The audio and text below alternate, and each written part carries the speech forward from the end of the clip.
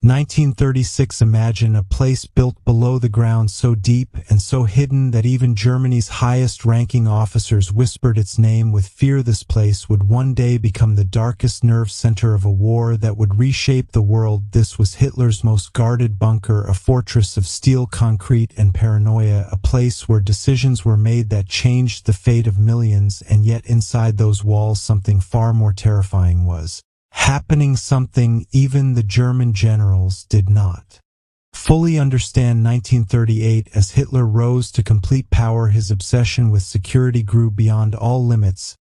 He wanted a sanctuary, a final command post, a hidden world where no bomb, no spy, no enemy could reach him. Engineers began drawing designs that looked less like a building and more like the heart of a machine. They planned thick walls, reinforced ceilings, labyrinth halls, and sealed escape routes. The blueprint described a bunker so secure that even a direct hit from the heaviest bomb of the era would barely scratch the surface. But no one knew that Hitler had a darker reason behind the structure.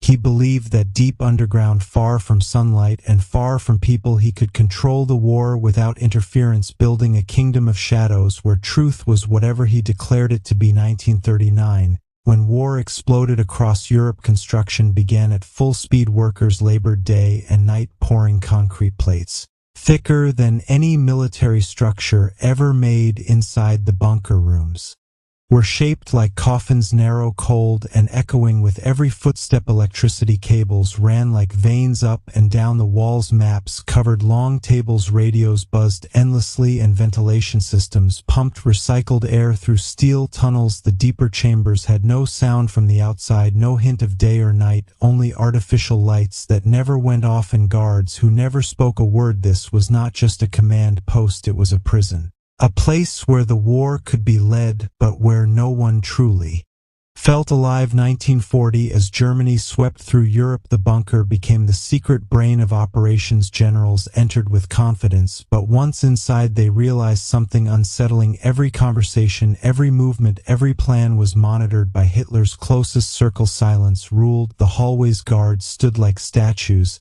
and the air carried a strange heaviness, as if the walls themselves were listening. Hitler believed the bunker made him untouchable, but his obsession with secrecy began turning the bunker into a weapon against his own officers. He no longer trusted their judgment or their loyalty. He trusted only the cold concrete around him and the fear he inspired. 1941. When Hitler launched Operation Barbarossa, the bunker came alive like a monstrous engine. Maps flooded the strategy room. Red arrows pushed east. Radio operators shouted updates. Officers raced with documents. But even in the chaos, one thing never changed. Every decision had to come from Hitler, no matter how small. The bunker amplified his control while suffocating the initiative of the commanders who actually fought the war. Hitler rarely left the underground chambers, instead pacing endlessly, talking to himself, staring at maps for hours, and giving orders based on instinct rather than intelligence. Inside the bunker, the war became a fantasy, one shaped by Hitler's imagination instead of the brutal reality on the front. 1942. As the war dragged deeper into the Soviet Union, the bunker became darker and more isolated. Generals tried warning Hitler about the impossible conditions at the front lines, but Hitler refused to believe them. He trusted reports that were filtered to match what he wanted to hear. Walls grew thicker, guards increased, security tightened, and the bunker turned from a command center into a world disconnected from the truth. This isolation created a chain reaction. Mistakes grew, miscalculations multiplied, and soldiers on the front suffered because orders were made underground where no one saw the snow, the hunger, the death. Hitler believed the bunker gave him clarity, but in truth it blinded him. 1943. After the disaster at Stalingrad, the bunker atmosphere changed entirely. It no longer felt like a place of command, it felt like a sinking ship. Soft murmurs filled the corridors. Officers avoided eye contact. Footsteps carried tension from room to room. Hitler stayed awake for nights, pacing, sweating, and ranting about betrayal. The bunker lights never dimmed, but the morale inside faded.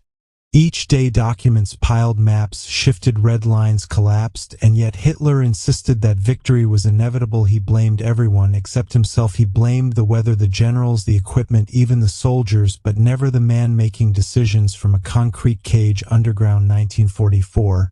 When the Allies bombed German cities endlessly, the bunker transformed into Hitler's last illusion of control. Outside, the world burned. Inside the bunker, time froze. Generals begged for retreat plans, but Hitler screamed for counterattacks, demanding armies that no longer existed. The bunker became a graveyard of impossible commands, and the walls echoed with arguments, rage, and fear. The Valkyrie plot to kill Hitler shook the bunker like an earthquake. After the attempt, Hitler ordered more guards, more locks, more restrictions, turning the bunker into a fortress against his own people. He trusted no one, eaten alive by paranoia, whispering that shadows hid enemies and footsteps carried betrayal. 1945. Berlin lay in ruins, and the bunker turned into the final stage of the war. Hitler's private chambers were cold, small, and suffocating. Concrete ceilings dripped from condensation, and air tasted stale. Officers moved through narrow halls like ghosts, carrying reports they feared to deliver. Outside, artillery thundered like an approaching storm, but Hitler refused to leave. He would not face the truth. He would not surrender. He would stay inside the bunker until the end.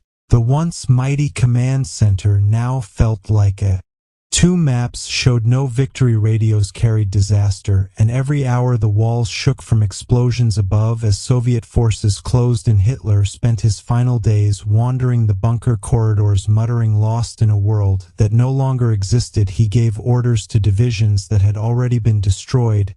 He demanded counterattacks from soldiers who were gone. He trusted only the concrete around him, believing it was the last thing still loyal to him. The bunker that once symbolized his power now represented his downfall. It sealed him away from his generals, from reality, and ultimately from survival. Fires raged above Berlin, while inside the bunker the final moments unfolded quietly, dimly, like a fading memory. On the final day, those inside felt the air grow heavier. The bunker had become a coffin for a collapsing regime. When the end came, it was silent inside. No speeches, no armies, only the cold concrete chambers that had watched Hitler rise and destroy himself from within. The bunker that was meant to protect him trapped him in a world of his own illusions, and that world ended with him sealing himself inside history's most guarded and most tragic underground fortress.